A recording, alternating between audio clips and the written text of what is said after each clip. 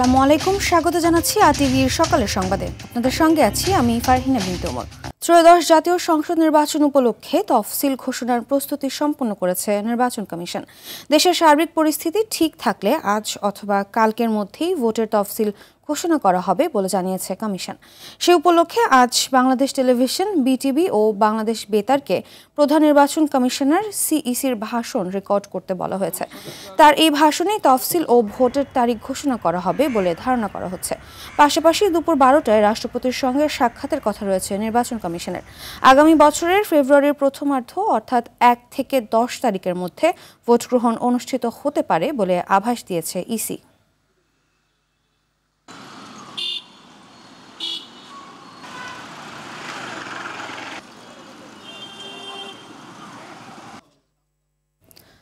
স্থানীয় সরকার, পল্লী উন্নয়ন ও সমবায় মন্ত্রণালয় এবং যুব ও ক্রীড়া মন্ত্রণালয়ের উপদেষ্টা আসিফ মাহমুদ সজীব ভুইয়া জরুরি সংবাদ সম্মেলন ডেকেছেন।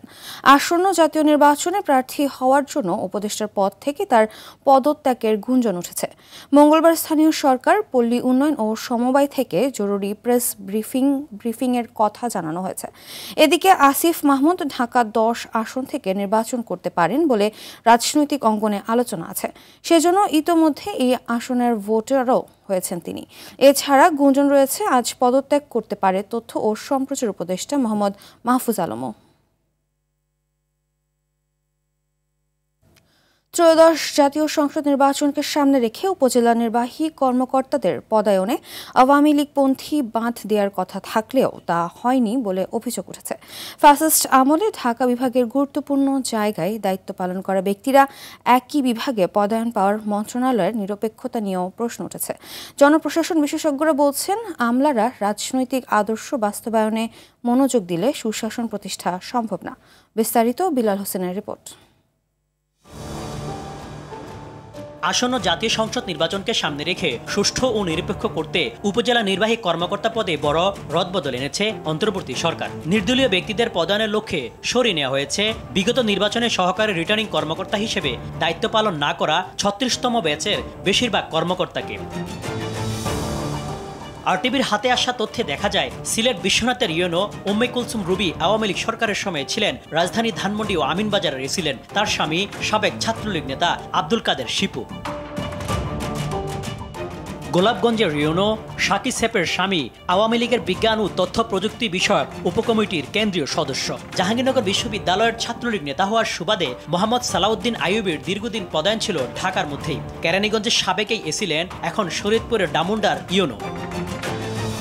ঢাকা বিভাগীয় কমিশনার কার্যালয়ে কর্মরত শিবানী সরকার পদায়ন পেয়েছেন নারায়ণগঞ্জ বন্দরের ইউনো হিসেবে। নাটোর সিংড়া উপজেলার ইউনো পদায়ন পেয়েছেন ঢাকা বিশ্ববিদ্যালয়ের অমর 21 হলের ছাত্রলীগের সাবেক পদধারী নেতা আব্দুল্লাহ রিফাত। ঢাকা ক্যান্টনমেন্ট রাজস্ব সার্কেলের সাবেক এসিলেন ছাত্রলীগের রাজনীতি করা জালাল উদ্দিন ফরিদপুরের ইউনো। ছাত্রলীগের সাবেক সভাপতি আল নাহিয়ান খান জয়ের বন্ধু ফারজানা ববি মিতু লোহজংয়ের এসিলেন্ট হিসেবে দায়িত্ব পালন করলেও এবার সেখানে গিয়েছেন ইউনো হিসেবে। বুয়েটে ছাত্রলীগের রাজনীতিতে জড়িত মোহাম্মদ কাইসুর রহমান পদায়ন পেয়েছেন বেগমগঞ্জ উপজেলায়। এসব পদায়নের জন্য জনপ্রশাসন মন্ত্রণালয়ের একাধিক কর্মকর্তাকে দোষারোপ করেছে July revolutionary alliance. July revolutionary অ্যালায়েন্সে এখন পর্যন্ত যতগুলো পোস্ট হয়েছে সবগুলো যথাযথ প্রমাণ এবং এভিডেন্স সহকারে পোস্ট করা হয়েছে। গণপদায়নের সময় বিতর্কিত প্রায় 20 জনের উপরে পদায়ন হয়েছে। প্রশাসনের এমন অবস্থার জন্য মন্ত্রণালয়ের এপিডি উইংকে দায়ী করেছেন সাবেকেই সচিব। বর্তমান জনপ্রশাসনকে আমি তদবিরের একটা আখড়া হিসাবে মূল্যায়ন করি। আপনি যখন কাজ করতে গিয়ে নিজের এজেন্ডা বাস্তবায়ন করবেন, তখন আপনি যেমন ধরা পড়ে গেলেন, আপনার এপিডি উইং ধরা পড়ে গেল, আপনার জনপ্রশাসন মন্ত্রণালয় ধরা পড়ে গেল। বর্তমান সরকারের লক্ষ্য বাস্তবায়নে প্রশাসনের পদায়নের ক্ষেত্রে স্বচ্ছতা নিশ্চিতের আহ্বান এই বিশেষজ্ঞের। দক্ষতা মূল্যায়ন করে যদি প্রশাসনকে তার দায়িত্ব সঠিকভাবে পালন করার জন্য উদ্বুদ্ধ করেন, দক্ষ এবং এফিশিয়েন্ট পারফরমেন্স বেসড প্রশাসন, তাহলে আমার মনে হয় এটা আরও বেশি ফলপ্রসূ ভূমিকা রাখবে। জনপ্রশাসনে এসব ইস্যুতে গণমাধ্যমকে এড়িয়ে চলেন জনপ্রশাসন সচিব। Billal Hossain, RTV, Dhaka. BNP chairperson Begum Khaleda জিয়ার শারীরিক অবস্থা অপরিবর্তিত রয়েছে। দেশের বাইরে নেওয়ার মতো পরিস্থিতি না থাকায় আপাতত ঢাকায় রেখেই চিকিৎসা চলবে। টানা 17 দিন ধরে রাজধানীর এভারকেয়ার হাসপাতালে চিকিৎসা নিচ্ছেন বেগম জিয়া। এখনও তার শারীরিক অবস্থার তেমন উন্নতি হয়নি, তাই তাকে উন্নত চিকিৎসার জন্য লন্ডনে নিতে বারবার উদ্যোগ নেওয়া হলেও তা হয়নি। রাজধানীর এভারকেয়ার হাসপাতালে মেডিকেল বোর্ডের চিকিৎসকদের সঙ্গে নিয়মিত পরামর্শ করছেন পুত্রবধূ জুবাইদা রহমান। দর্শক, এই মুহূর্তে রাজধানীর এভারকেয়ার হাসপাতাল থেকে সরাসরি যোগ দিচ্ছেন সহকর্মী সাকিবুর রহমান। সাকিব, খালেদা জিয়ার শারীরিক অবস্থার সর্বশেষ কি তথ্য আছে জানাবেন?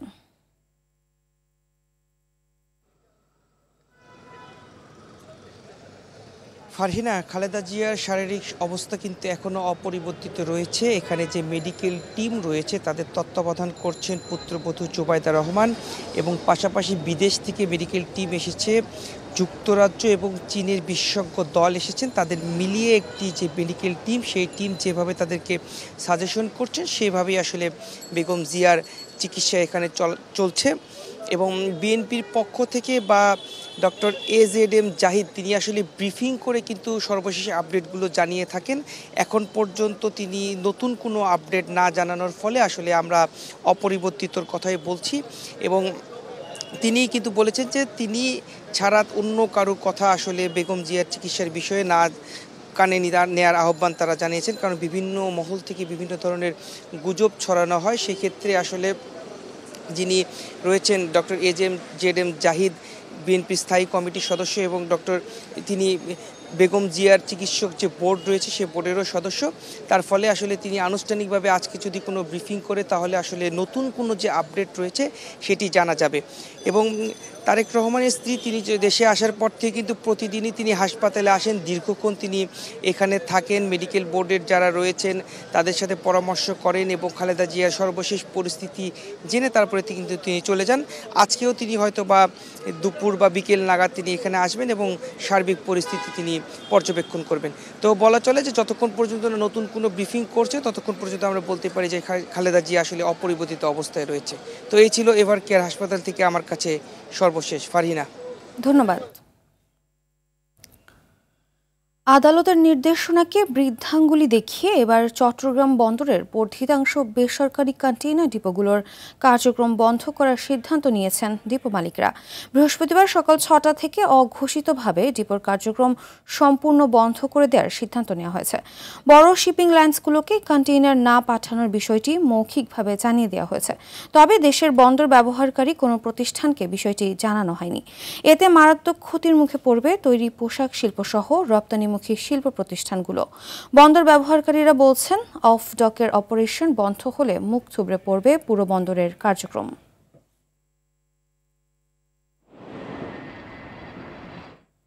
এ বিষয়ে আরও জানাতে চট্টগ্রাম থেকে সরাসরি যুক্ত হচ্ছেন সহকর্মী সাইফুল মাহমুদ। সাইফুল, ডিপো মালিকদের কি অবস্থা দেখছেন? তাদের সিদ্ধান্তের সাথে কি সবাই একাত্মতা প্রকাশ করেছে কিনা জানাবেন। আর এছাড়া রপ্তানি ও শিল্প মালিকরা কি বলছেন? জি ফারহিনা, আসলে যেমনটি বলেছেন আমি কিন্তু ঠিক এই মুহূর্তে দাঁড়িয়ে আছি বন্দরের 4 নম্বর গেট দিয়ে, যেই গেট দিয়ে আসলে বাংলাদেশের যত এক্সপোর্টের পণ্যগুলো আসে সেগুলো কিন্তু এই গেট দিয়ে কিন্তু আসলে চট্টগ্রাম বন্দরে প্রবেশ করে। এবং বিশেষ করে আমরা কিছুক্ষণ আগে কথা বলেছিলাম অফডক যেই মালিক সমিতি আছে তাদের সাথে, রুল আমিন শিকদার, তিনি আমাদেরকে জানালো আসলে তাদের যে রপ্তানিকরণ প্রক্রিয়া সেখানে তারা আসলে পোষাচ্ছেন না, সেই জন্যই কিন্তু তারা কিন্তু আসলে 30% থেকে বৃদ্ধি করে 63% করার একটা প্রস্তাবনা দিয়েছিলেন। এই প্রস্তাবনা কিন্তু আসলে বন্দর ব্যবহারকারীরা মেনে নেয়, মেনে না নেওয়ার ফলে এটি কিন্তু আদালত পর্যন্ত গড়িয়েছে এবং আদালত কিন্তু সিদ্ধান্ত দিয়েছিলেন কোনোভাবে কিন্তু আসলে অফডক মালিকরা কিন্তু আসলে বন্দর ব্যবহারকারীদের উপরে এই ধরনের একটা অতিরিক্ত মাসুলের চাপ সেটা কিন্তু চাপিয়ে দিতে পারেন না। সেই অনুপাতে কিন্তু আসলে চলছিল। হঠাৎ করে কিন্তু গত আগামীকাল থেকে এই বেসরকারি কোম্পানির বেসরকারি কন্টেইনার ডিপোর মালিকরা সুকৌশলে কিন্তু বড় বড় শিপিং লাইন কোম্পানি যেগুলো আছে তাদেরকে বলে দিয়েছেন যাতে কন্টেইনার না পাঠায় সেজন্য। এবং এটা নিয়ে বন্দর ব্যবহারকারী যারা আছে তারা বলল আসলে যদি রপ্তানি প্রক্রিয়াকরণ বন্ধ হয়ে যায় তাহলে কিন্তু একেবারেই যেই বাংলাদেশ থেকে যেই রপ্তানি পণ্যগুলো বিদেশে রপ্তানি হয়ে থাকে সেগুলো কিন্তু মুখ থুবড়ে পড়বে এবং এগুলি যদি নির্ধারিত সময়ের মধ্যে তারা কিন্তু জাহাজে তুলতে না পারে তাহলে কিন্তু অনেকের পণ্যর অর্ডার ক্যান্সেল হতে পারে। সেক্ষেত্রে কিন্তু বাংলাদেশের একটা বড় ধরনের ক্ষতির সম্মুখীন হতে পারে বলে মনে করেন বন্দর ব্যবহারকারীরা। এবং একই সাথে আমরা বন্দর কর্তৃপক্ষের সাথে কথা বললাম। বন্দর কর্তৃপক্ষ তাদেরকে বলল আসলে এই বিষয়ে এখনো পর্যন্ত আবডকের যেই মালিক সমিতি রয়েছে তাদের সাথে কোনো ধরনের আসলে পরামর্শ করেনি এবং তাদেরকে কিন্তু এই বিষয়ে কোনো ধরনের সিদ্ধান্তের কথাও জানানো হয়নি। তবে সবকিছু মিলিয়ে এই মুহূর্তে কিন্তু আসলে এই বিষয়টিকে খুব দ্রুত সমাধান চান, যেহেতু যদি আগামীকাল 6টা থেকে যদি এই অবরোধ চলতে থাকে তাহলে কিন্তু কোনো পণ্যই বাংলাদেশ থেকে কিন্তু বিদেশে যাবে না, এটা কিন্তু অনেকটা ধরে নেওয়া যাচ্ছে। এই জন্য আজকের মধ্যে কিন্তু একটা সিদ্ধান্ত হয়তো হতে পারে, যদি না হয় আগামীকাল থেকে কিন্তু আসলে যদি সেই পণ্য পরিবহন বন্ধ থাকে তাহলে কিন্তু বাংলাদেশ একটা বড় ধরনের ক্ষতির সম্মুখীন হতে পারে বলে এখানকার যারা বন্দর। ধন্যবাদ সাইফুল। চট্টগ্রামের শহীদ ওয়াসিম আকরাম উড়াল সড়কে গাড়ি ওঠানামার জন্য নির্মাণ করা 10টি র্যাম্পের একটিও চালু হয়নি। জমি অধিগ্রহণ মামলা সহ নানা জটিলতায় নির্ধারিত সময়ের 5 বছর পার হলেও র্যাম্পগুলোর কাজ পুরোপুরি শেষ করতে পারেনি প্রকল্প বাস্তবায়নকারী সংস্থা চট্টগ্রাম উন্নয়ন কর্তৃপক্ষ সিডিএ। ফলে সড়কটির পরিপূর্ণ সুফল পাচ্ছে না নগরবাসী। চট্টগ্রাম থেকে সাইফুল মাহমুদের পাঠানো তথ্যচিত্রে আরও জানাচ্ছেন আব্দুল হামিদ। 15.5 কিলোমিটার উড়াল সড়কটিতে ওঠানামার জন্য 10টি স্থানে নির্মাণ করা র্যাম্প জমি অধিগ্রহণ মামলা সহ নানা জটিলতায় চালু করতে পারেনি চট্টগ্রাম উন্নয়ন কর্তৃপক্ষ সিডিএ। বর্তমানে শুধু নগরের পতেঙ্গা, লালখান বাজার ও মুরাদপুর থেকে ওঠার সুযোগ রয়েছে। এতে উড়াল সড়কের সুবিধা পাচ্ছে না নগরবাসী। শুরুতে 15টি র্যাম্প নির্মাণের কথা থাকলেও বর্তমানে নির্মাণ করা হচ্ছে 9টি। বেশ কিছু জায়গায় রেলওয়ে, ইপিজেড, ওয়াসা ও দোকানের জমি অধিগ্রহণ নিয়ে তৈরি হয়েছে জটিলতা। র্যাম না হওয়ার কারণে ফ্লাইওভারের সুবিধা পাচ্ছে না, অনেকেই ফ্লাইওভার উঠতে পারতেছে না অনেক দূরত্বর কারণে। প্রয়োজনীয় র্যামগুলো না হওয়ার কারণে বিভিন্ন জায়গায় ঘুরে আমাদের ফ্লাইওভার উঠতে হয়। ফ্লাইওভার থেকে যেগুলো র্যাম হওয়ার কথা এগুলো দ্রুত হয় তাহলে আমাদের জন্য একটু উপকার হয়। সমস্যার সমাধানে দ্রুত র্যাম্পগুলো চালুর ব্যবস্থা করা হবে বলে জানান সিডিএ চেয়ারম্যান। যে অংশটি জিএসির প্রান্তে আছে, যারা এখন দোকান করছে, ব্যবসা প্রতিষ্ঠান করেছে, তারা ওই স্থানটা ছাড়ছে না এবং তারা একটা মামলা করেছে। ওই মামলার রায় পাওয়ার পরে আমরা এই অংশের কাজটুকু করতে পারবো। আর ওয়াসা প্রান্তে মাটির নিচে একটা বড় রেগুলেটর রয়েছে ওয়াসার, কিছুদিনের মধ্যে এটা এখান থেকে অপসারণ করা হবে। এই দুটি কাজ হয়ে গেলে আমরা এই অংশটুকু কাজটুকু শেষ করে ফেলতে পারবো। র্যাম্পগুলো চালু না হয় উড়াল সড়কের সুবিধা নিতে পারছে না চট্টগ্রামের কয়েক লাখ বাসিন্দা। দ্রুত সময়ের মধ্যে কাজ শেষ করে জনসাধারণের জন্য র্যাম্পগুলো উন্মুক্তের দাবি স্থানীয়দের। আব্দুল হামিদ, RTV। নারায়ণগঞ্জের সিদ্ধিরগঞ্জে অপরিকল্পিত ইউটার্ন আর চালকদের খামখেয়ালিতে ভোগান্তি পোহাচ্ছেন হাজারো পথচারী। একটি ইউটার্ন নিতে ঘুরতে হচ্ছে বাড়তি 3 কিলোমিটার রাস্তা। আবার মহাসড়ক থেকে আঞ্চলিক সড়কে যাওয়ার জন্য নেই কোনো ব্যবস্থা। ফলে ডিভাইডার টপকে সড়ক পারাপারে বাধ্য হচ্ছেন দূরপাল্লার যাত্রীরা। এতে প্রায়ই ঘটছে দুর্ঘটনা ও প্রাণহানির মতো ঘটনা। নারায়ণগঞ্জ থেকে শাহাদাত হোসেন স্বপনের পাঠানো তথ্যচিত্রে আরও জানাচ্ছেন সুলাইমান কবির। ঢাকা চট্টগ্রাম মহাসড়কের সিদ্ধিরগঞ্জ শিমরাইল মোড় হয়ে ঢাকায় প্রবেশ করে পূর্বাঞ্চলের 18টি জেলার মানুষ, যেখানে রয়েছে কয়েকশো ব্যবসা প্রতিষ্ঠান, ব্যাংক, বীমা ও শিল্প প্রতিষ্ঠান। দূরপাল্লার যাত্রী ও জনসাধারণের যাতায়াতের জন্য পাশের হাজী ইব্রাহিম সুপারমার্কেটের সামনে দীর্ঘদিন ধরে ছিল একটি ইউটার্ন। তবে যানজট নিরসনে ইউটার্নটি বন্ধ করে 3 কিলোমিটার দূরে মৌচাকে নতুন ইউটার্ন নির্মাণ করেছে সড়ক ও জনপথ বিভাগ। তবে সেখানে রাখা হয়নি মহাসড়ক থেকে আঞ্চলিক সড়কে যাওয়ার কোনো ব্যবস্থা। আবার বাস চালকরা মানছেন না যাত্রী নামানোর নির্দেশনা। এতে চরম ভোগান্তি পোহাচ্ছেন যাত্রীরা। ওটা নামার অসুবিধা হচ্ছে, তারপরে দেশ থেকে আসলে ওখানে নামলে ওই জায়গায় নামা যায় না, সেন্টারের মাঝপথে আমাদেরকে নামায় দেয়। এটা আমাদের জন্য খুবই বিব্রতকর বিষয় এবং কি অনেক রিস্ক। বিকল্প ব্যবস্থা না রেখে ইউটার্ন স্থানান্তরিত করাই বাড়তি জ্বালানি, সময় ও পরিবহন ব্যয় বাড়ার অভিযোগ চালকদের। যাত্রী ওঠা নামা অনেক সমস্যা হয়, এখানে কাটা নাই, আপনার কাউন্টার ডিভাইডার ওই পাশে, আমাদের অনেক দূরে যেতে হয়। আর যাত্রীদের ভোগান্তি হয়। সেই জন্য মনে করেন আমাদের ইউটার্নটা আগের যেখানে ছিল এখানে দিলে ভালো হয়। যানজট নিরসনের জন্য ইউটার্ন সরিয়ে নিলেও নির্দেশনা মানলে ভোগান্তি এড়ানো সম্ভব বলে দাবি সওজের নির্বাহী প্রকৌশলীর। যাত্রাবাড়ি থেকে শুরু করে শিমরাইল পর্যন্ত এখানে 7 কিলোমিটার সড়কের মধ্যে 3টি ইউটার্ন আছে। এখানে একটি এলিভেটেড এক্সপ্রেসওয়ের ডিজাইন চলমান আছে। আমরা ডিজাইন টিমকে অনুরোধ করব বিষয়টি বিবেচনায় রেখে ডিজাইন সম্পন্ন করার। ইপিজেড এলাকায় শিল্প কারখানার আমদানি রপ্তানির বিষয়টি সহজ করার পাশাপাশি জনভোগান্তি এড়াতে দ্রুত সমস্যা সমাধানের দাবি সংশ্লিষ্টদের। সুলাইমান কবির, RTV। ৭১-এর স্বাধীনতার সূর্যোদয়ের ঠিক আগে বাংলাদেশের বিজয় যাত্রার অবিস্মরণীয় মাইলফলক 10 ডিসেম্বর। একে একে শত্রুমুক্ত হতে শুরু করে বিভিন্ন অঞ্চল। মনোবল ভেঙে পড়ে পাকিস্তানি বাহিনীর। চূড়ান্ত বিজয়ের দোরগোড়ায় বাঙালি জাতি। এদিন দেশের দক্ষিণ পূর্ব ও উত্তরাঞ্চলে এগিয়ে যায় মুক্তিযোদ্ধা ও মিত্রবাহিনী। পরাজয়ের মুখে পিছু হটতে বাধ্য হয় পাক বাহিনী। ইতিহাসের সেই উত্তাল সময়ের স্মৃতিগাথার কথা জানাচ্ছেন আব্দুর রহিম।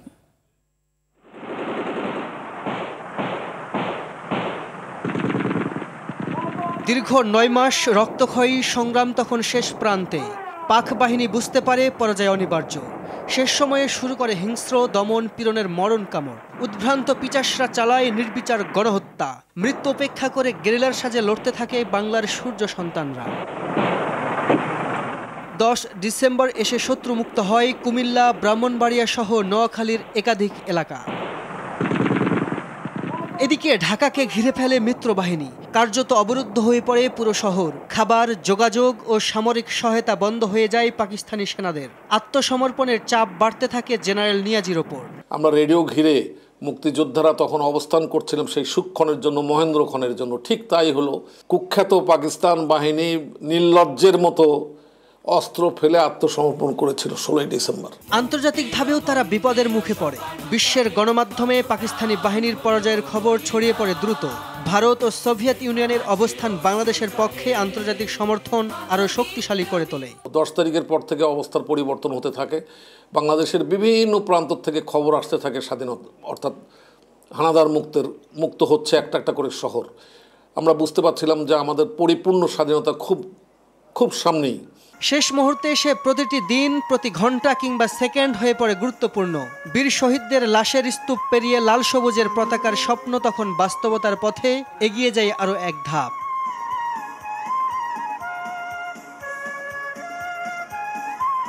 আব্দুর রহিম, RTV, ঢাকা।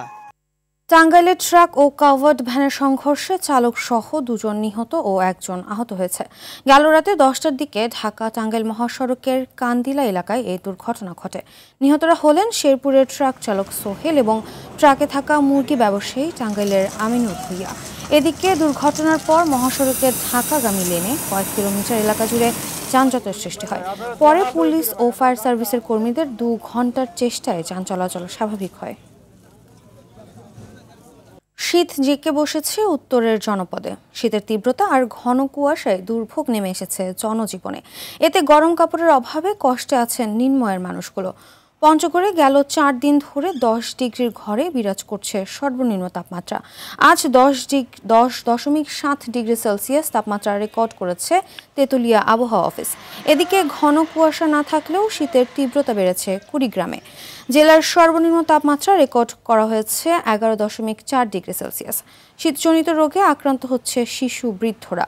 অন্যদিকে পাবনার ঈশ্বরদীতে দিন দিন কমছে রাত ও দিনের তাপমাত্রা। সেই সাথে কুয়াশার সাথে হিম বাতাস বাড়িয়ে দিচ্ছে শীতের দাপট। সকালের সংবাদ এই পর্যন্তই। মধ্যাহ্নের সংবাদ দুপুর 12টায় দেখার আমন্ত্রণ রইল। ধন্যবাদ সবাইকে।